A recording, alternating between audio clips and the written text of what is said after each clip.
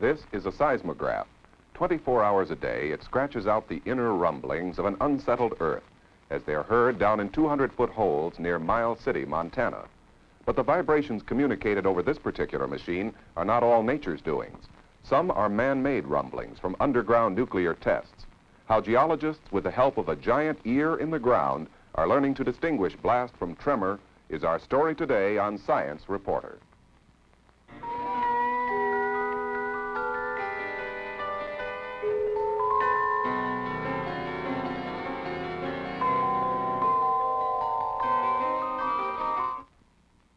Hello, I'm John Fitch, MIT Science Reporter.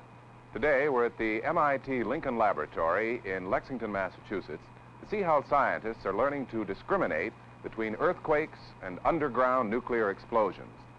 For several years now, the Advanced Projects Agency of the Department of Defense has sponsored a program called Project VILA.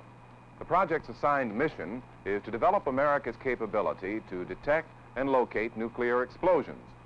With the assistance of sophisticated radiation detection devices to pinpoint atmospheric and high-altitude blasts, Project VILA facilitated the signing of a partial nuclear test ban by President Kennedy in 1963.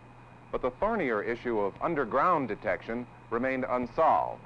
Then during the summer of 1964, a crash program was begun by the Air Force's VILA Seismological Center and the MIT Lincoln Laboratory to construct a Large Aperture Seismic Array, or LASA, near Miles City, Montana, one of the most vacant pieces of real estate in the United States.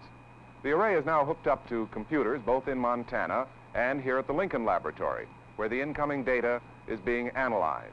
To find out more about the array, or LASA as it's called, we talked to Dr. Paul Green, leader of the Seismic Discrimination Group here at the laboratory. Well, John, LASA, that stands for Large Aperture Seismic Array. This Large Aperture Seismic Array was built as a sort of a bold experiment to extrapolate some art that had been worked out over the last few years for discriminating bombs and earthquakes.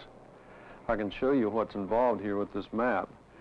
LASA is indicated up here, and these black dots in Tennessee, Oklahoma, Arizona, Utah, and Oregon indicate 5 smaller arrays that were built under the VILA uniform program over the last half-dozen years. They worked so successfully that it was decided to build this big one, which embodies 21 individual subarrays, each of which is more or less the same as one of those that I showed with the black dots. We can take a look at this cutaway model here. This model shows one of the 21 subarrays of LASA, one of these systems that's roughly equivalent to the older ones. But here what we have is 25 seismometers mounted underground below these dots here. They're all connected together by cable, and you'll notice that each of those seismometers is down at the bottom of a hole. The cabling from these seismometers into the central vault delivers all these signals in here. They are then converted to digital signals and sent to over large distances by means of open wire telephone lines out in Montana and microwave link circuits as indicated by this right here. This next picture here shows you what the Large Aperture Seismic Array looks like in the form of a map. This is 50 miles here. This is Miles City, Montana, then that's Billings. And each of these black dots indicates one of the subarrays, such as I just showed you on the map.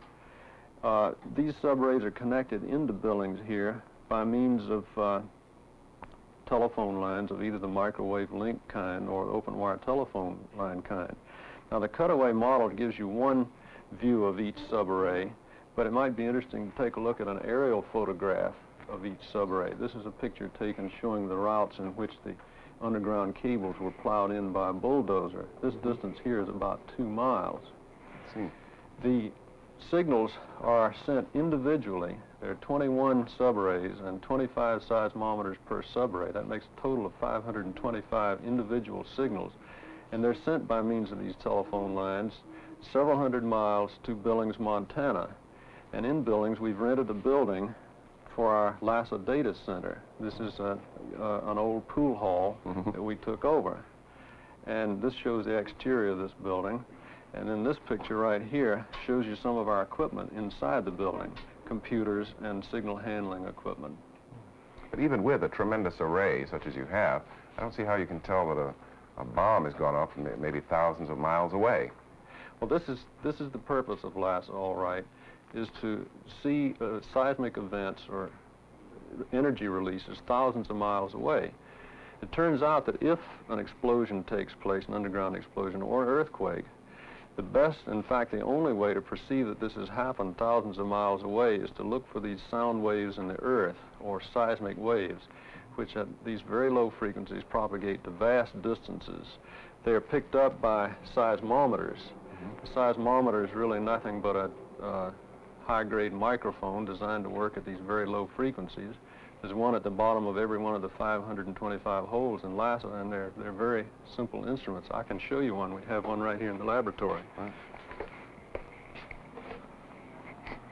Well, a seismometer is a very simple device, basically. It consists of a mass that's suspended in such a way that it will stay still when the Earth moves relative to this mass. Because of its inertia or something Right. like that? Mm-hmm. So all you have to do is to suspend the mass in some way and then contrive to measure the displacement between that and the Earth. Here's a very crude example of a seismometer where the mass is 2 bricks. It's like a homemade one. Yeah, this is a device that my son and I made in our basement.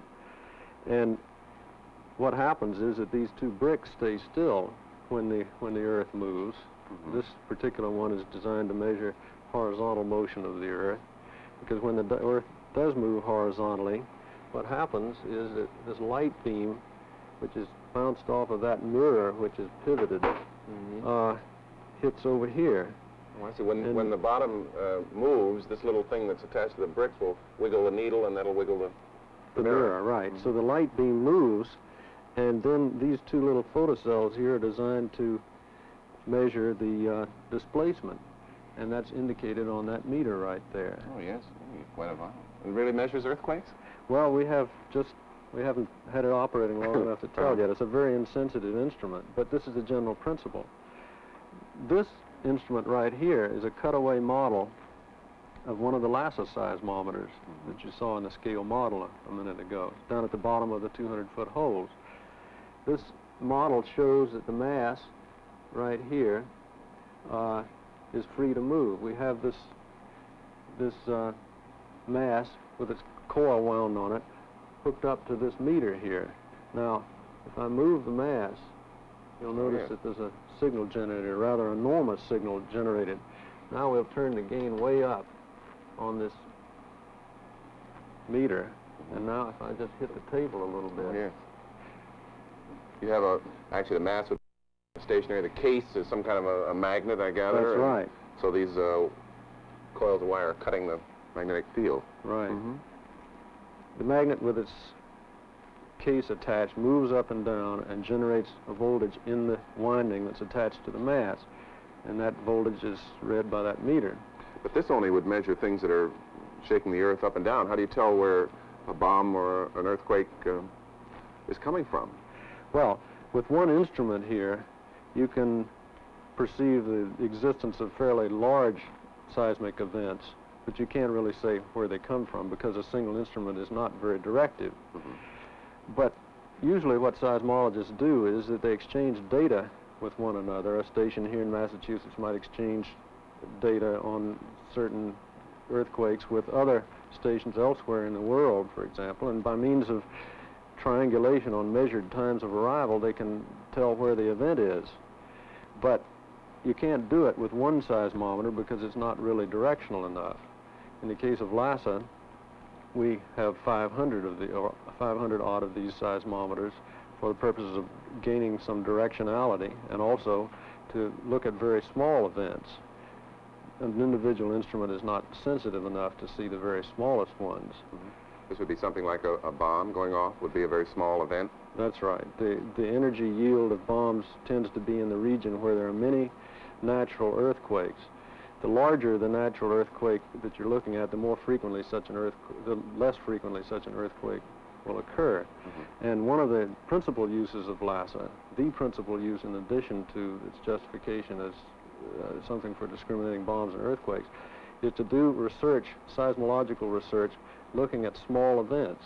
The reason this is important is, as I say, the large events occur very infrequently, so that if you want to study a certain region of the world with just one seismometer, or stations each having just one seismometer, then you have to wait a long time for a number of events from that area to occur. Whereas if you have a very sensitive system, if you can hook up a lot of these seismometers, then you have a system that can develop data at a great rate from a given region. Now, what do you do with the electrical signals that come from the seismometers? Well, most of these signals are recorded out at Montana in the pool hall that we just talked about.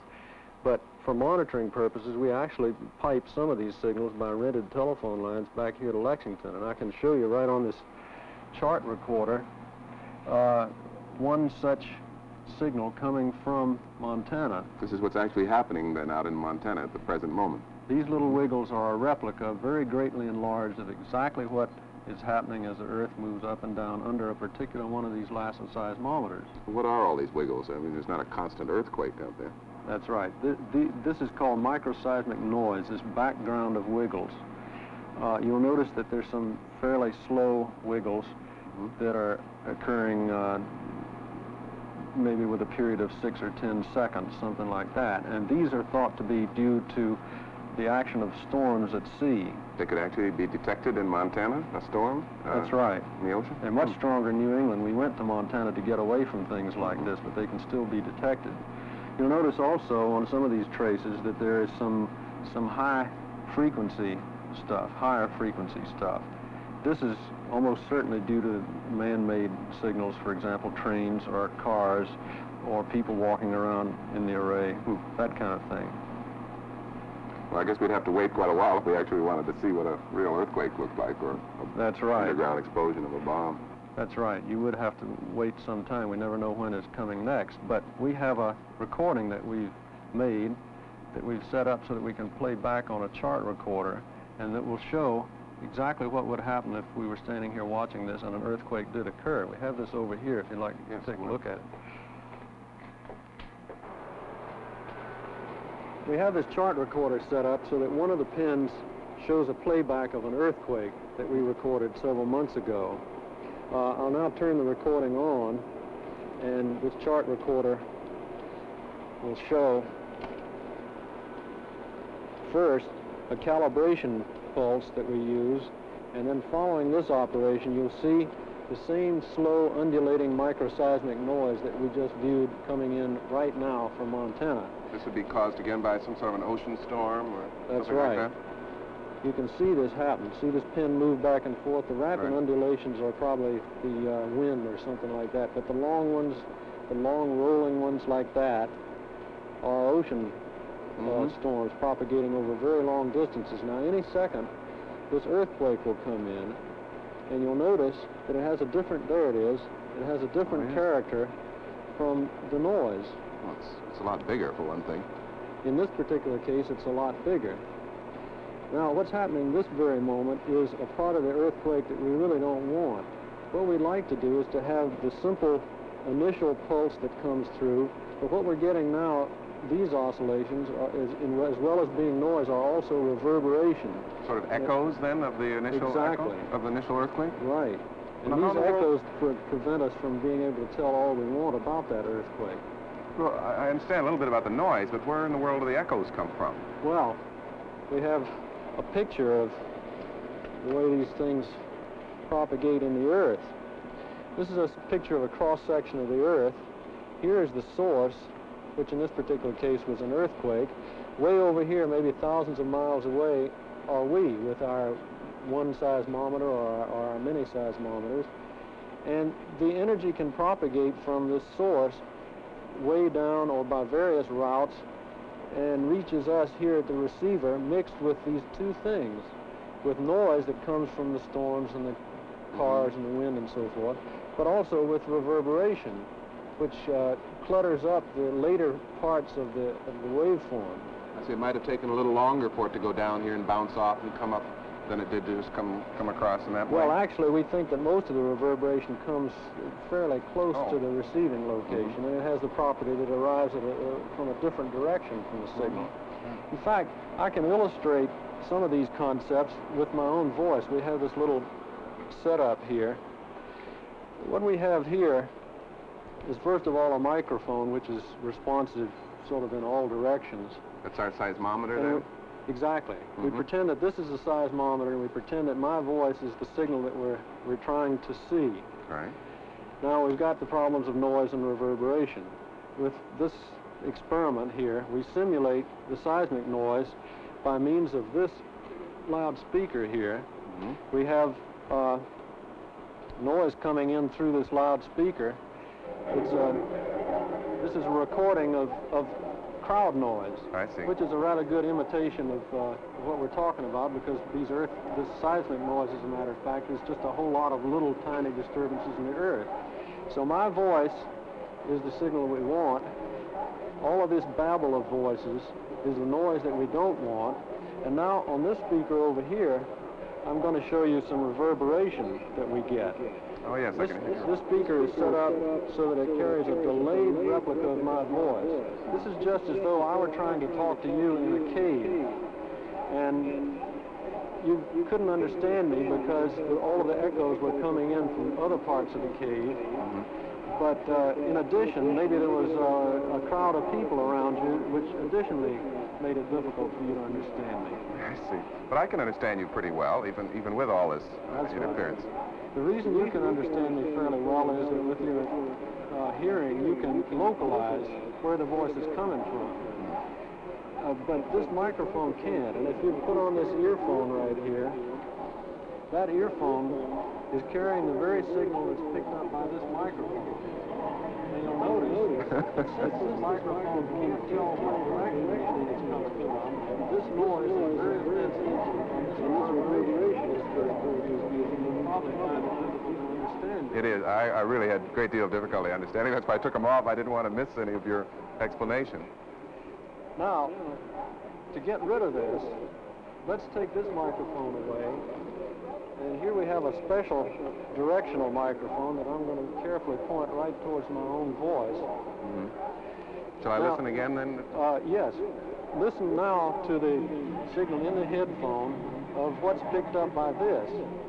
Once again, there's what we want to hear, my voice. I hope you want to hear it. The noise coming from this direction and the reverberation coming from over here due to this microphone here. Yes, but it is a lot clearer. I can hear your voice much better with this microphone. Right. Because it's just not picking up what's coming in from the different directions. That's right.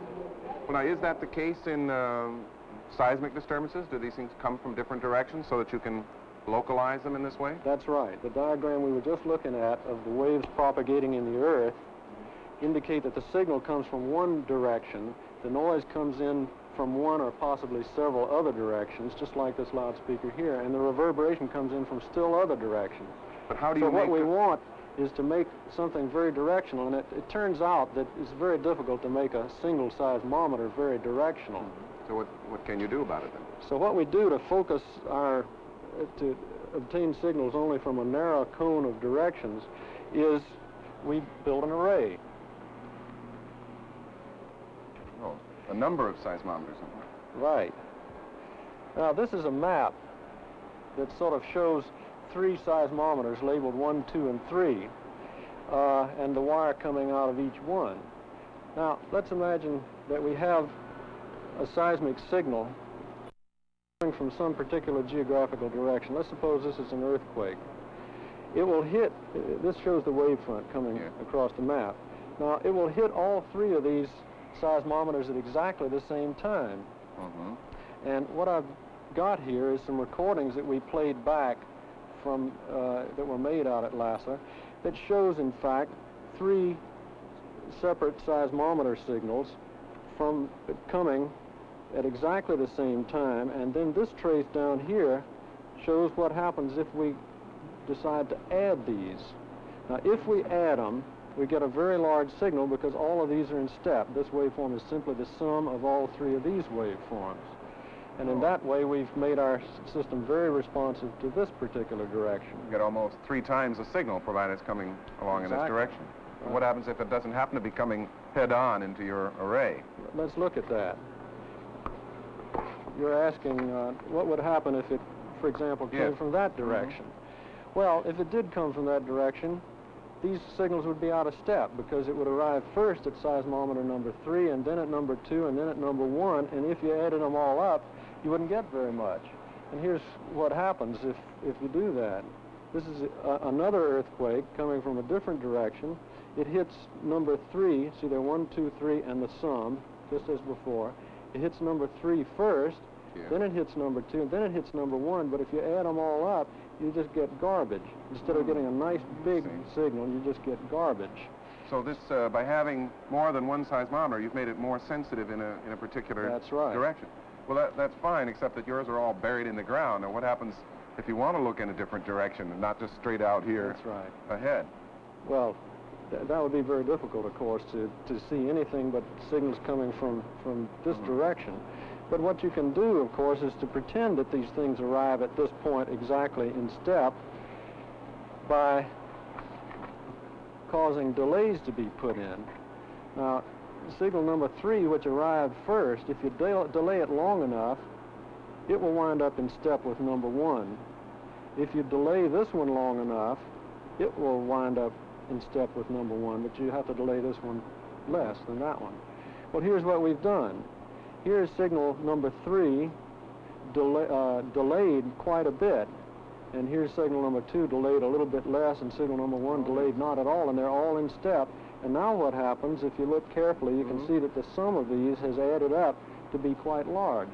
You can imagine how directive this thing would be if you had not 3, but 525 of these, and you had them arranged over a very large area, like the 125 miles or so of LASA's diameter. So without moving them physically, you can actually point the whole array in any direction that you want. That's correct. Well, that's fine. By putting delays in.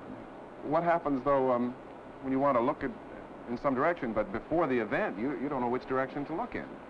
What are you going to do about that? The way we handle that problem is the following. We have 525 of these signals, and we record those on 525 tracks of a tape recorder, somewhat like this. It's a digital tape recorder. We've recorded all of these, and we do this all the time, but we erase these recordings if we don't think there is an event coming in. And the way we tell whether there's an event coming in is we have automatic event detector programs in the computer out in Montana, and these event detector programs tell, number 1, whether an event is coming in, and then number 2, roughly where it came from. And we can decide that we're not interested in events from certain areas, but if one comes in from an area that is of interest and triggers these event detection and location programs, then we save the tape. And we can do all of this operation, which is quite complex, involving 525 separate seismometers, on the recording. We don't have to do it right then. We make the tape recording, and we can do that later. As a matter of fact, you could later try different directions if you wanted, just by adjusting the amount of delay that you put in these various tracks from your tape recording. That's right. You could do that. You do that out at Montana, too? At the present time, we do very little of that out in Montana. We do the automatic event detection type of operation, location and recording, and we save the recordings out in Montana, but I'd say roughly 75 or 80% of this kind of business, aiming the array in different directions, is done here at Lincoln Laboratory in the computer, which is in the next room. This shows some of the equipment used in connection with the computer to process LASA data. Now we see part of the computer. This is my colleague, Mr. Van Wood, who has directed much of the equipment engineering in the LASA system. You see the computing machine, parts of it here at the left. Then over on the right are some files with many of the event tapes from the Large Aperture Array in Montana. Each of those has a different earthquake recorded on it. And some of the processing that we do results in printed outputs, which are gotten on this machine right here. When the event detector out in Montana has caused you to save a piece of tape and you put it through the computer so that after the fact you've pointed the array in the proper direction, how effective is this in improving the signal and getting rid of the noise and the reverberation? Well, it's turning out to be quite effective, as we can see from this chart right here. These top waveforms here are individual seismometer outputs, and you'll notice that the small earthquake signal that's coming in is masked by a lot of noise, including some here due to animals in the area of the seismometer. After several levels of processing, we finally wind up with this signal, which uses all of the LASA seismometers in the way that we were just talking about. Notice how clean this signal is. The noise is suppressed quite a bit, and if you compare the signal with some of the intermediate signals, you'll notice that the reverberation has been cut down quite a bit too. That really is an improvement. Well, assuming that you've got this signal dug up out of the noise and the reverberation, how do you know whether that's a small earthquake a few thousand miles away or a fairly good-sized bomb detonated underground? We have no way of identifying a bomb positively, but we have a number of possible clues that can be used to decide whether it was an earthquake or whether it was an unidentified event, that is either a bomb or an earthquake. If you know it's an earthquake, then you know it wasn't a bomb. That's right. Mm-hmm. So the game is to class a given event in either of these two classes, either earthquake or unidentified. There are several clues that you use to perform this selection operation, and you try to apply all of these clues together like a detective solving a detective story. Mm-hmm. And what you do is to use all of these, for example, the following. One of the best criteria is to find out exactly where it came from, and you do this by observing the signal at a number of different stations in the world. For example, a tiny one like this, you could observe this on a number of LASAs and then measure by triangulation where it came from very accurately, and that would tell you a lot about its probable nature. I mean, if it came from somewhere in the middle of the ocean, you figured that wasn't a bomb. Right, or if you've got very accurate location ability and identify it just barely into the ocean and you're really sure about it, then another criterion is to see whether the downward first motion of the signal is the same, namely compressional in all directions from the source. Because if it's a bomb, the initial thing that happens that arrives at the receiver is a push outward in all directions, whereas with an earthquake that doesn't necessarily occur. Then there's another criterion to tell how deep it is. If you can possibly identify a little echo signal that sometimes you're lucky enough to see in here, if you kill the reverberation off enough, you can measure how deep below the surface the bomb was, because the echo came from the surface above the location where it was. Now, if it's an earthquake, it'll be, if it's quite deep, it can be only an earthquake, because you couldn't drill down that far to blow up anything, a bomb. Another criterion that's used is to generally examine the overall complexity of this train of signals. This was a criterion developed by the British, and it turns out to be helpful in distinguishing bombs from earthquakes. Well, thank you very much, Dr. Green. Today, we visited the MIT Lincoln Laboratory. Our guest has been Dr. Paul Green, leader of the Seismic Discrimination Group here at the laboratory. I'm John Fitch, MIT Science Reporter.